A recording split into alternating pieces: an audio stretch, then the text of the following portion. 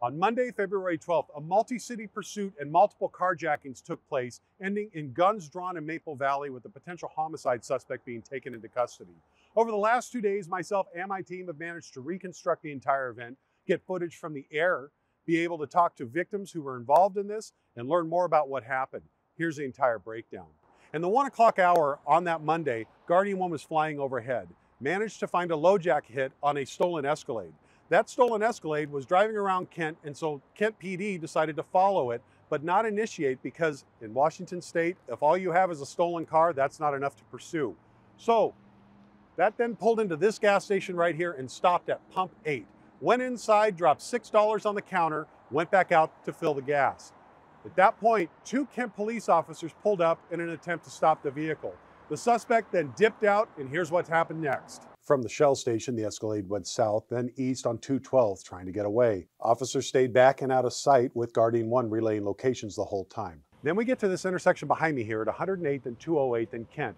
The white Escalade, continuing eastbound at a high rate of speed, runs the light and collides with a white van. It should also be noted that the female passenger at this point is just that, a passenger and not a suspect. While fire and aid were dispatched to the collision, the Escalade continued east, with cops still getting updates from Guardian 1. We're now at the intersection where things take a very different turn. The suspect driving the Escalade sideswipes Michelle Zimwalt on 124th and 192nd. Gets out and carjacks her while holding a pipe wrench. And the passenger of the Escalade now becomes a suspect by taking the Escalade and continuing on. Here's what Michelle said about her experience. He raised it up and said, "Get the f out or die." And so I did. I went to step out and he grabbed my arm and threw me on the ground. And then the door shut and I could just hear yelling. I could hear him yelling at my husband. And then he peeled out. I also want to take this moment to mention that Michelle's insurance does not cover this type of situation. In the next intersection I'm going to take you to, there's another collision that makes that expedition undrivable. So we're hoping you guys can help out, donate whatever you can to help her either replace the vehicle or get it fixed. Now that this has become a carjacking with violence and a weapon, this became an official pursuit.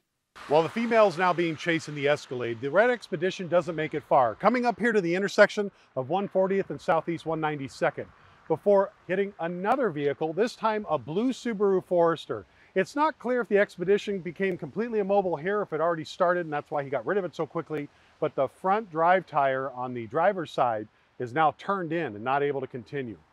The female inside this Forester put up quite a fight, but ultimately lost the vehicle, with police coming in right as it was finishing up. I have since talked with the victim, who was in the blue Forester. She has asked not to be identified and did not feel comfortable going on camera. We'll get back to the Subaru shortly, which so far appears to be the most reliable form of transportation for the suspect yet. Let's go back to the Escalade, which is now driven by the female half. That ended up coming down to 200th and 148th before rolling into this yard here behind me. At that point, she got out of the vehicle and fled on foot. Officers then started a foot pursuit and they needed overhead coverage. However, Guardian 1 is still on with the other car. We're now at the final location where the suspect's luck is running out. Sergeant Brunner, just a little ways back that way, realizes that this is a bottleneck and has laid spike strips. The Subaru goes over it before going into the intersection of 231st and Petrovisky and striking another vehicle. At that point, county units coming down this way, as well as the ones staged over here, come in and converge.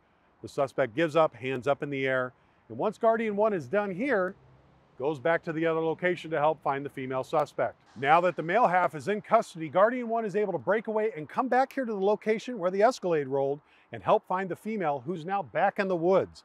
They ended up using a FLIR camera and K9 to take her into custody. Lastly, this story was only possible and this in-depth compared to all the other agencies that reported because of all of you watching who sent in tips so I could find the victim, and also multiple law enforcement agencies working together. And finally, for the King County Sheriff's Office, Guardian 1 for releasing the footage so quickly. I'm hoping they will let me do a fly-along so I can do a story on why Guardian 1 is so important to the area.